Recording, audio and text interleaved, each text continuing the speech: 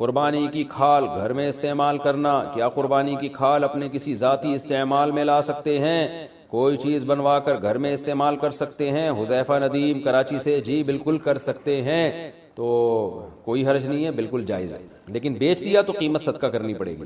جانور کے ساتھ حرام اجزاء، جانور کی جو ساتھ حرام چیزیں ہوتی ہیں ان میں ایک غدود بھی ہے، یہ غدود کیا چیز ہوتی ہے وضاحت کر دیں؟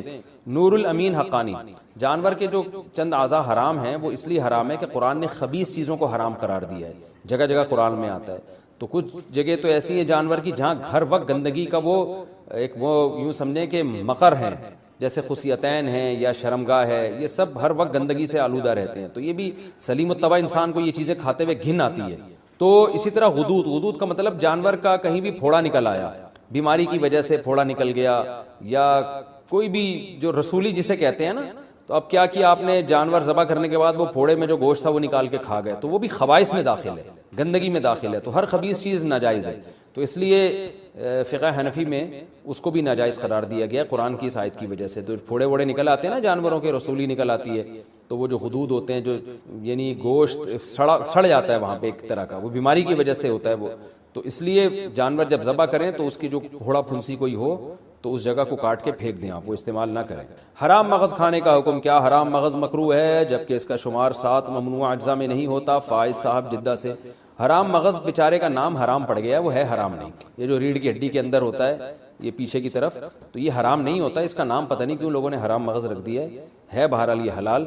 تو اور حرام مغز کھانے والوں کو، جو حرام مغز کو حرام کہتے ہیں، جب آپ ان کو سمجھاؤ کہ یہ حرام نہیں ہے تو وہ مغز کھانے لگتے ہیں، یعنی ہمارا مغز کھانے لگتے ہیں، تو ہم کہتے ہیں یار یہ ایک حلال مغز کو حرام کہنے کا نتیجہ ہے جس کی وجہ سے تم ہمارا حلال مغز کھا رہے ہو، تو بہرحال یہ حرام نہیں ہے، جائز ہے بالکل، اور اس کا نام بہتر ہے تبدیل کر دیں، کچھ اور رکھ دیں اس کا نام۔ اوجڑی کھانا حلال ہے یا مکروہ؟ بکرے کی اوجڑی کا کیا حکم ہے؟ سلمان علی، جائز ہے اگر اس کو اچھی طرح سے صاف کر دیا جائے، اس کی پرت اوپر سے اتار دی جاتی ہے اور صفائی اچھی طرح سے ہو تو اوجڑی کھانا بالکل جائز ہے، اور بلکہ صحت کے لیے، پیٹ کے لیے سنا ہے مفید بھی بہت ہے۔ کپورے کھانے کا شرعی حکم، کپورے کھانا کیسا ہے؟ اگر کوئی کھا لے تو کیا حکم ہے؟ محمد ابراہیم سلیم، جائز نہیں ہے فقہ حنفی میں، اور اس کی دلیل بڑی مضبوط ہے، ایک تو صحابہ سے یا نبی صلی اللہ علیہ وسلم سے کہیں بھی ثابت نہیں ہے کہ جانور میں یہ چیزیں آپ نے کھائی ہوں کبھی، اور دوسری بات یہ کہ وہ نجاست کا محل ہے، اوجڑی میں بھی نجاست جمع ہوتی ہے لیکن اس کے اوپر ایک پرت ہوتی ہے اور وہ نجاست سرایت نہیں کرتی، جبکہ جو خصیتین ہیں ان میں تو نجاست اچھی طرح سرایت کر جاتی ہے، یہ متولد بھی ہوتی ہے یہیں سے، بنتی بھی یہیں سے نجاست، اس لیے اس کا کھانا جائز نہیں ہے۔ باقی کسی کا اختلاف ہو، امام شافعی کے فقہ کو کوئی فالو کرتا ہے تو وہ بھی مجتہد تھے، ان کی رائے میں جائز ہے، تو پھر ایسے اختلافی مسائل میں ایک دوسرے پہ شدت نہیں کرنی چاہیے، تو آپ احتیاط کریں، اگر کوئی کھا رہا ہے تو اس کو وہ اس کا ہیڈیک ہے، آپ اس کو الجھے نہیں آپ اس سے۔ تکبیرات تشریق کس پر واجب ہے؟ تکبیرات تشریق کس پر واجب ہے؟ اس کے پڑھنے کا کیا طریقہ ہے؟ نیز کتنے دن یہ پڑھی جاتی ہے؟ حسین وزیر، دیکھیں راجح قول کے مطابق تکبیرات تشریق گاؤں میں رہنے والوں پر بھی واجب، شہر میں رہنے والوں پر بھی واجب،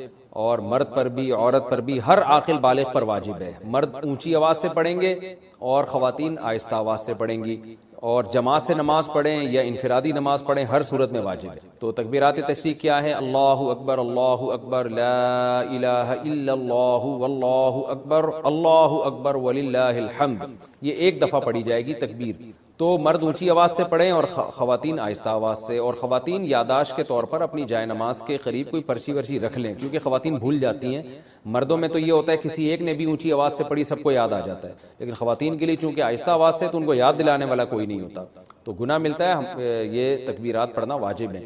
باقی یہ کہ کب سے واجب ہیں، تو 9 ذی الحجہ کی فجر، یعنی بقرعید سے ایک دن پہلے فجر کی نماز سے یہ شروع ہوں گی، اور پھر 13 ذی الحجہ یعنی بقرعید کے 3 دن اور اس کے علاوہ ایک اور دن، اس میں عصر کی جو نماز ہوگی وہ آخری تکبیر اس میں کہی جائے گی، مغرب میں نہیں کہی جائے گی، تو 13 ذی الحجہ کی عصر تک 9 ذی الحجہ کی فجر سے شروع کی جائے گی، تو یہ تکبیرات تشریق ہیں۔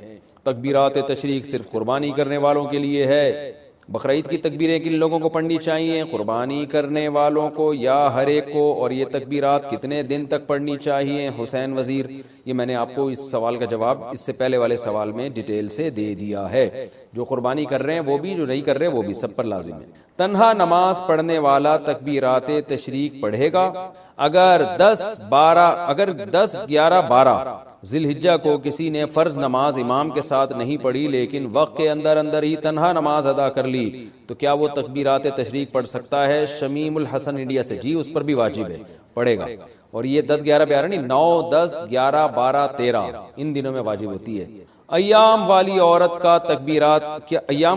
کیا تکبیرات تشریق پڑھ سکتی ہے؟ کیا عید الاضحیٰ کے دنوں میں ایام والی عورت تکبیرات تشریق پڑھ سکتی ہے؟ ابو عمار سعودی عرب سے۔